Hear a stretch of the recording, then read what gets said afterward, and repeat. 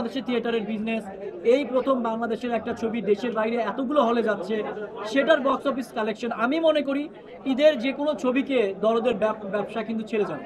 এটা কনফার্ম থাকেন আপনারা। তো আপনাদেরকে একটা কথাই বলতে চাই যে যারা পাইরেসির সাথে যুক্ত আছে আপনারা পাইরেসিটাও রোধ করেন, কারণ এই পাইরেসি কিন্তু আমাদের চলচ্চিত্র একটা সময় শেষ করে দিয়েছে, আবার সেই জিনিসটা শুরু হয়েছে, এটাকে আপনারা রোধ করেন।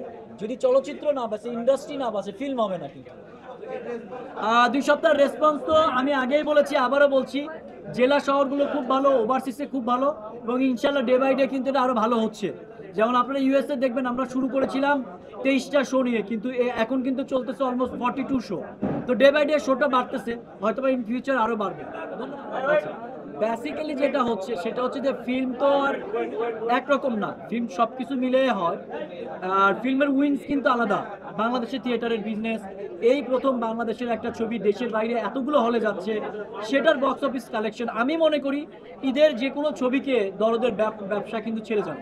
এটা কনফার্ম থাকেন আপনারা। আসলে নতুন ইন্ডাস্ট্রিতে তো গল্প দিতেই হবে, এক্সপেরিমেন্ট করতেই হবে, আর আমরা যেহেতু একটু ওয়ার্ল্ড ওয়াইড চিন্তা আছে, ইন্ডিয়াতেও ল্যাঙ্গুয়েজ অনেক কিছু আছে, আমরা অনেক কনসেপ্ট চিন্তা করে কিন্তু মুভিটা বানিয়েছি। কারণ আসলে আমার কাছে তো আর 100 কোটি টাকা ছিল না যে আমি একটা অ্যানিমেল বা বাহুবলীর মতো বিগ অ্যারেঞ্জমেন্টে করব। তো ছবিটা যদি ইন্ডিয়াতে রিলিজ হবে, আমরা একটা ফরম্যাটের ছবি বানাইছি, মালায়ালামে একটা ফিল দেওয়ার চেষ্টা করছি, যেখানে আপনারা একটা সুন্দর গল্প পাবেন, হয়তোবা মাসালা ফিল্মের সাথে মিলাতে পারবেন না।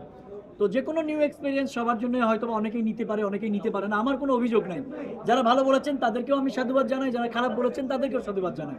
ছবিটা আপনাদের জন্য বানাইছি, আপনারা সবাই হলে গিয়ে দেখবেন, এটাই আমার কথা। ভালো থাকবে করতে হবে যে কোন পরিস্থিতির ছবিটা রিলিজ হয়েছে, সেই পরিস্থিতির ছবিটা বিজনেস কি করতেছে। ঈদ ফেস্টিভ্যালের একটা ছবির সাথে যদি এটা কম্পেয়ার করেন, এটা বোকামি হবে। এটাকে আমি এগ্রি করি না, এই কারণেই এগ্রি করি না, দেখেন মানে আমি আগেই বলতেছি যে প্রথমে তো এর আগে বাংলাদেশের কোনো ছবি এতগুলো কান্ট্রিতে একসাথে রিলিজ হয়, সেটার আমাদের তো একটা নতুন এক্সপিরিয়েন্স ছিল। আমরা প্যান ইন্ডিয়া করেছি, গানগুলো হিন্দিতে এসেছে, দেখেছি।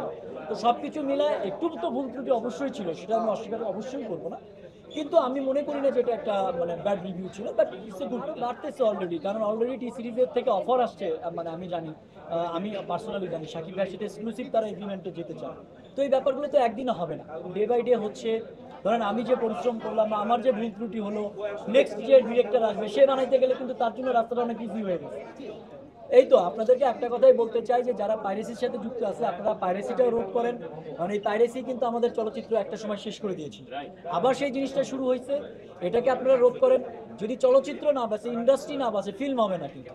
তো এটা আপনাদের উচিত রক্ষা করা, এবং যেহেতু আপনারা জার্নালিস্ট ভাইরা আছেন, আপনারাই কিন্তু এই সাপোর্টটা করবেন। ভালো থাকবেন। সাকিব ভাইকে নিয়ে কি পরিকল্পনা আছে? আমরা দরদের মধ্যে থাকতে চাই, দরদের ভাইবসটা শেষ হোক, এরপরে আমরা এগুলো নিয়ে কথা বলবো ভাই। অনেক